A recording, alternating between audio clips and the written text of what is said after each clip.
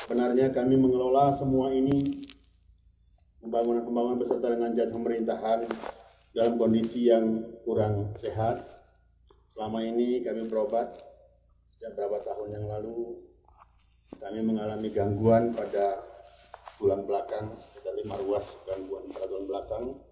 Kami sudah berobat ke Banda Aceh, sudah berobat ke Medan, sudah berobat ke Jakarta, sudah berobat ke Penang, dan terakhir ke Kuala Lumpur, namun belum ada kesembuhan.